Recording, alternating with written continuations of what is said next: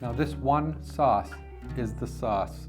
Whether you're a beginner, advanced cook, whatever level you are as a cook, this is the one sauce to learn and master because it's so freaking good. For me, out of all the mother sauces, it's the best. And if I know I'm gonna have company and I don't know what they might like or not like, I make this. I've been watching a friend's dog once in a while just to have a little bit of a furry companionship.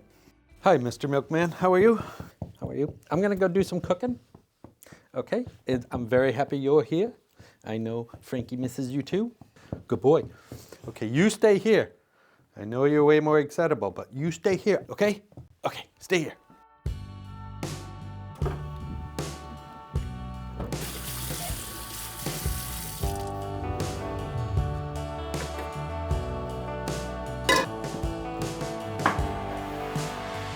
Hey, so today I have 8 cans of plum tomatoes, just your regular tomato cans. I don't know how else to describe it. All I did was take the time to recreate new labels for them. Whereas in the restaurants, I used to use what they call a number 10 can, but the big cans. And if you're wondering why I would go through the time to do this, is honestly, 1, because I'm a little crazy, but 2, I recently just finished up like season 3 of The Handmaid's Tale, if you've ever seen that, and I have mixed emotions about that show. I noticed they went to these grocery stores and there was no brands on any of the stuff in the stores. Like this, everything, it was just what's in the product, and I really, really liked that, and it inspired me to do this video. Out of all the mother sauces, I believe this one is the best, hands down, and it's probably the most simple. I'm gonna use 3 carrots, already washed. I'm not gonna peel them. And to give credit where credit is due, I learned this from a really good chef friend of mine. His name is Scott Wilder. We're gonna start with the carrots. The only parts I'm not gonna use of the carrot is the top. And these, I'm just gonna cut them in half.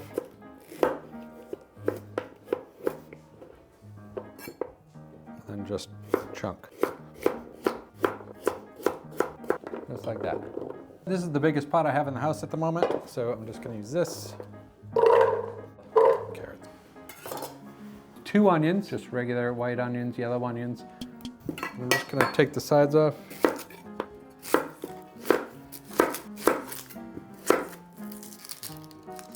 Take the skins off. And then we're just gonna dice these.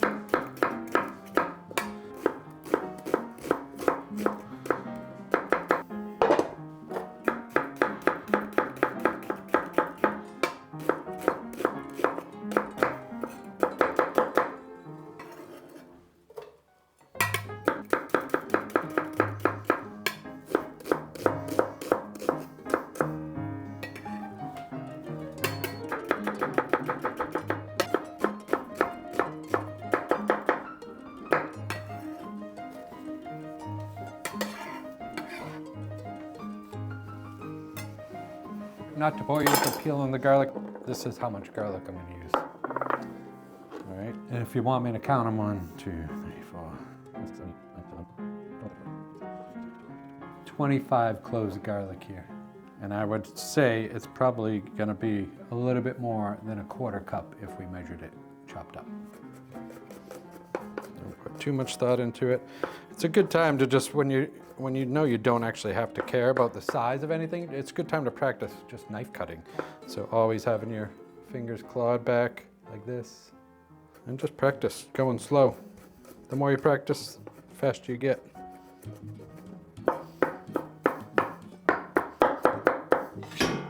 And then just add that to the pot as well.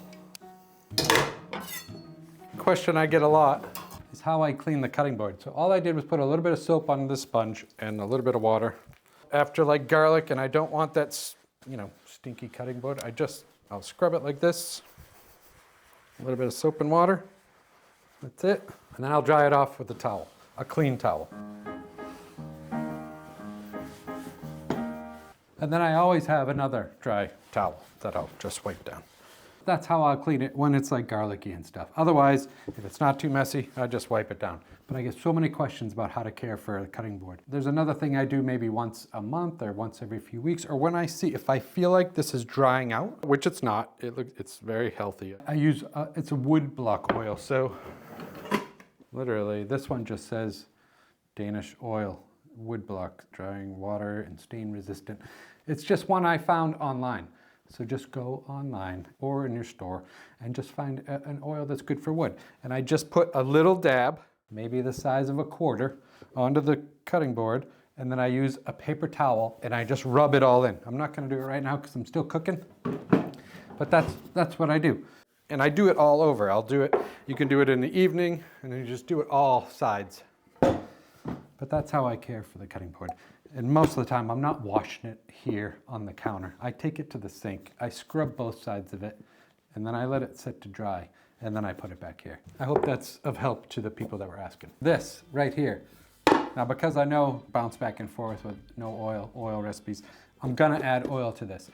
But if you don't wanna add oil, what I would use for more flavor and just gumption, you could use water, you could use broth, stock, vegetable stock, or what I would personally use, because I eat quite a bit of chickpeas, I would just use the water from the chickpeas in replace of this oil, and you can do it no oil that way. It's not gonna come out the same as the way I'm making it now, because I'm gonna make it the way I was taught, one of my favorite, best sauces. I have some olive oil. It's just extra virgin olive oil. Not big on brands, sharing brands, but this is an extra virgin olive oil. It's one that's in almost all the stores that I've seen, and it's probably mediocre priced. But I don't want some super grassy green olive oil for this. I want a more of a neutral one.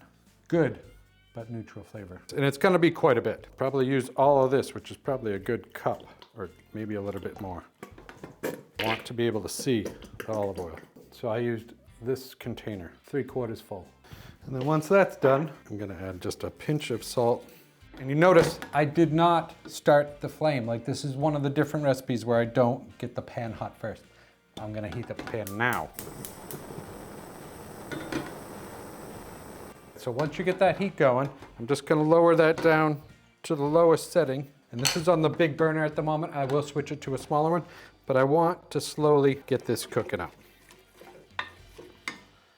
And it's a slower process than usual. You can do it on a medium to medium-low heat. What I'm gonna do is draw out all the liquids from those vegetables. We're gonna poach it in the olive oil. And this, I know, I guarantee it tastes freaking amazing. I don't mind having this as a treat. And if you go to any Italian restaurant, I guarantee they make something similar, but you can do this at home. And like I said, if you wanna do it no oil, because I don't wanna hear any crap, just use chickpea water.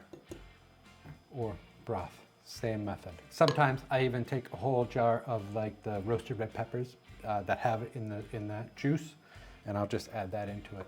This is a base for so many different things. And once you nail this, then you can go off and make it any way you want. But nail this, like really get this down. Gonna cook this just like this for a while until it's completely and totally soft. And I'm guessing that'll probably take around 15 minutes or so, taking my time. All right, it's been 10 minutes, and you can see like the carrots are still hard, but now it's like slowly coming to a nice simmer. What I'm gonna do is move it to this other burner. Put that on a low heat, shut this one off, slide it over, and it's gonna go low. The reason why is because I don't want to brown these veg. You know, I didn't want to sear them off. I didn't want to get the pan hot first and then add oil and then sear the vegetables. I didn't want to do that. I don't want any color on the vegetables. I just want to kind of poach them in the oil, because this is the way I was taught, and I'm gonna just stick with that because I know it works. I've been cooking this sauce for almost 20 something years, maybe a little bit more. I'm gonna go back to reading my book.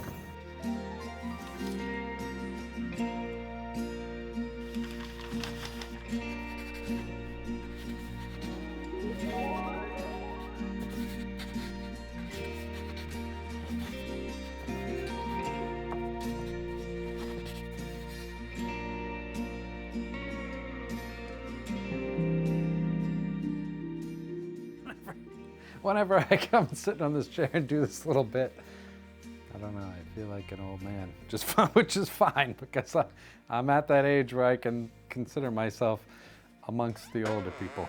I'm just gonna share what I'm reading at the moment, and this one is a bigger book. My good friend Drugpa, he wrote this amazing book. It's called The Integral View of Tibetan Buddhism. He's a good friend of mine, and this is a good book. You know, I'm not even gonna tell you what it's all about because I'm still reading it and digesting it, so all I know is it's a good way to really holistically look at how to keep an open mind, the wider view. That's the biggest thing I get out of it.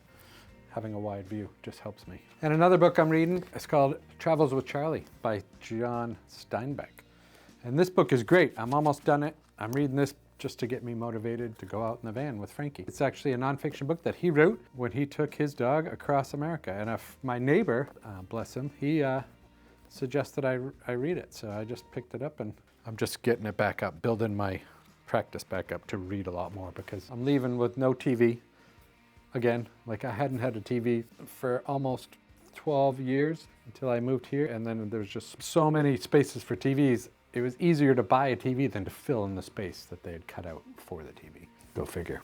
One of my resolution kind of things, New Year's, is to not use my freaking phone so much. I'm so sick of it. Like, honestly, I remember the days when we didn't have a phone, except for the dial-up on the wall. You know, my high school, I didn't even have computer classes in my high school.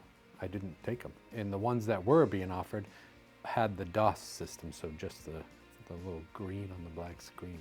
I remember those days. Back when we had to be home when the lights came on. No texting, no nothing. And I kind of honestly miss those days. Things seem so crazy right now. So much going on and so much information. I really can't handle it. I can't handle all the social media. I'll be honest with you. It's such a distraction, it's depressing, and I don't need to compare myself to anybody. My biggest thing is to read more. Read more, study more, sit more. I want to learn. Learning keeps me active. I want to constantly be learning. I don't need to be telling other people how to do things. I want to be learning. I mean, it's so important to me. All right, what I like to do with this, because it's a little bit messy, I like to put all the tomatoes into here. Get all the cans emptied. And then I take the cans over to the sink, something my grandmother taught me. Obviously, probably everybody I hope knows this. Fill it up, and then the other ones, I just fill one up with water, and then the other ones, we just play the little game. Save the tomatoes. And then, when you get that done, that's heavy, man. I'm just gonna add them right to this, right to the tomatoes. One last thing that's worth noting, and pressing down the lid. It's a safety precaution. One, for humans, so we don't cut ourselves because these edges are super freaking sharp and I don't want any kids getting cut. And it might be a remedial thing to say, but I have to say it because even animals, if they try to get in here and get into the cans, which, you know, some animals do, it's just a good practice to get into. You know, I just don't want to hurt anybody from stupid packaging. That's all. Simple. And then, of course, recycle. So here we are. Look at this, tomatoes and this, the onions and carrots. Now these are done. You can check them out. See this? I can push the wooden spoon through the carrot. Got some resistance, but it's there. All right, so this is the part. I can show you several different ways to do it. So in the beginning, before you cut these carrots, if you had a food processor, you could wind up the carrots and the onions and the garlic all together to just be like a hummusy kind of consistency, and then do that because it's going to get to the same place where we're going now. Or you can take this the way it is and add it to a blender, or you can do it the way that I'm going to do it right now, which is probably easier when you don't have any of those machinery, gadgets, food processor or a blender. So you can smash it. Here's the thing though, just gonna move it over here. If I had a restaurant, I would not do it this way. I would do it with the other way, with the food processor or a blender, because it's so much. This is a small batch. I would make these in huge 5-gallon batches. But this is good for home use. Just be careful, you don't want it splattering. It's hot. I mean, if you wanted to take the danger away, then let it cool down and mash it then. There you go. I'm gonna move that to the side. Now, if you have any kids, or if you just wanna enjoy this, make sure you wash your hands. And I'm just gonna break up these plum tomatoes. I've found if you submerge your hand and do it, because if you do it up here, it's gonna go everywhere. Trust me, trust me. So submerge your hand and just grab all those tomatoes and just squish them down, break them apart.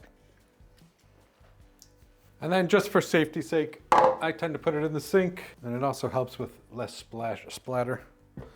And I just add the tomatoes slowly. And make sure you get it all out. I'll mention this several times. This is called a flame tamer. Yeah, hold on to it. And you can order one online, and it's not much, a couple bucks, but it's worth it. I'm gonna put this on this, turn up that stove, medium, low, low, and slowly cook. If you wanna do it a little faster, you can heat it up like a medium to a low, medium, low heat. This isn't a quick fix. This is a base sauce that you can use all month. You can freeze portions of it. You could have it for dinner or lunch. You can add, you can build sauces on it. This is one of the most delicious sauces you can add to things. So take your time with it. Like, make it super amazing, because this will be part of the meals that you make that are super fast. Don't skimp on the quality and the time if you have it. I honestly do not think there was a time that I went to my Nana's house that didn't have a pot of tomato sauce on the stove. I cannot remember a time that there was not. Once it's done, it's just amazing. It's a quick one. I just want to interrupt the video to say thank you. Thank you for being you. Thank you for all the kind comments. I just want you to know, if I don't respond, it doesn't mean I don't appreciate you.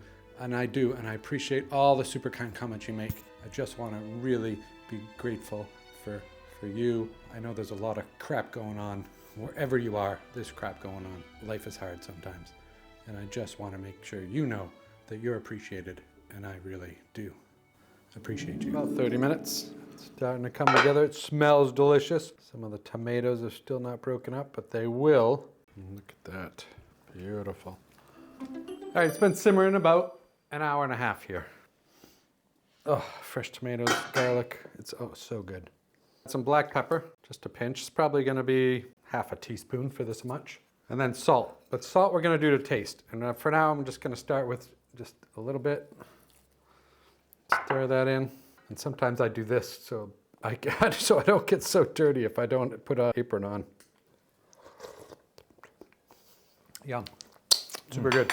But I will add a little bit more salt. It depends on the direction or what I'm gonna make for the end product, but you can add some fresh oregano, or you could add some fresh basil, a little bit of dried seasonings. If you're gonna use dried, I would just use a little bit just to taste, just to give it that little subtle hint of it. I make this sauce as just a basic red sauce with not even that much salt or pepper in it, because I know whatever I'm gonna be making afterwards, I'm gonna add stuff to it as well. But this is my base sauce, and it's the only mother sauce that's naturally vegan. So if you make this with no oil, let me know how it comes out. As far as I'm concerned, this is done. If you only did it for an hour to an hour and a half, you'll still get some delicious flavors out of it. It's still delicious. It's just the longer you simmer it and cook it, the better it's gonna be. Have this cooked probably for another 45 minutes to an hour. And then tomorrow is what I'm cooking, because I have guests coming over to say my final goodbyes to some people. But for now, I just wanted to get this base sauce. So this is now 2 hours. It's all coming together. Beautiful. So now I'm just gonna shut this off, and I'll let it sit and cool so I can package it for the refrigerator. And if you can or know how to can, put into jars and boil, but you can do that with this sauce and have a ton of it. Just make as much as you want and can as much as you want, and it's amazing. All right, last but not least, I gotta make some dinner. So I boiled off, this is still hot, it's just some penne pasta. I had some tempeh in the fridge, crumbled it up, added a little bit of salt, pepper, and some red wine, just a little bit, and then popped it in the oven and roasted it at 200 degrees Celsius, 400 degrees Fahrenheit, for about 15-20 minutes, and really just dried it out. And then I have some pine nuts, pignoles. Heat up the pan. I'm gonna add some pine nuts, just a handful. Toast these for a minute. And as they're toasted, I'm gonna add the tempeh. So I just have some parsley here, so I'm just gonna rip it off. Some of that tomato sauce.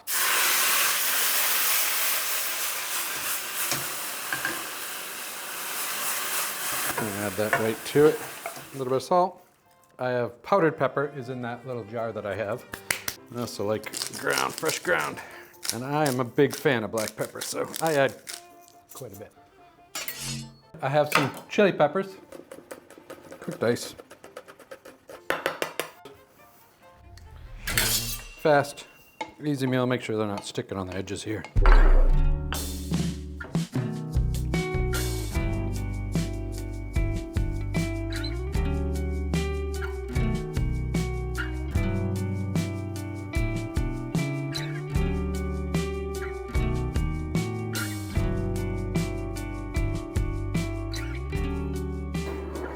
There it is, dinner. So I'm gonna have a little bit of nutritional yeast. Super excited. I'm starving.